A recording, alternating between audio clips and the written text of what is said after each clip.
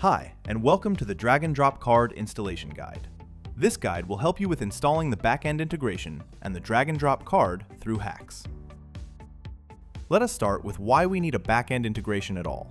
The backend integration allows the drag and drop card to save certain parts of its configuration to the file system, meaning that your changes and settings are kept even though you restart Home Assistant or clear your browsing history.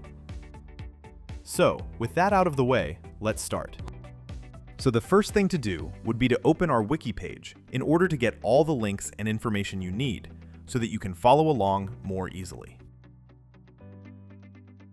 Let's open up HACS, then click the button in the top right corner and select Custom Repositories. You then paste the link to the backend integration and select Integration as Type and click Add. Click on the backend integration now present in HACS and select Download in the bottom right corner.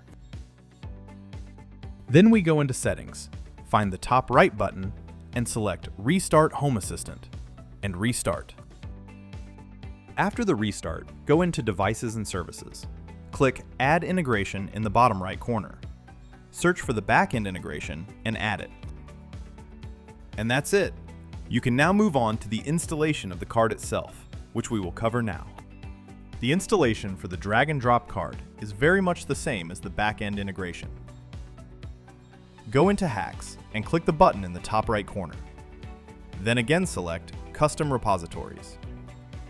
Paste in the link to the drag and drop card and select Dashboard as Type. Then click Add. Finally, search for the drag and drop card in HACS.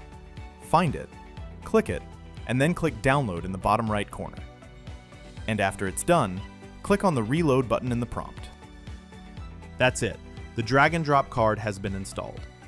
You can now add it as any other card in Home Assistant, but we do recommend that you watch our How to Use video or read our wiki on how to get started correctly.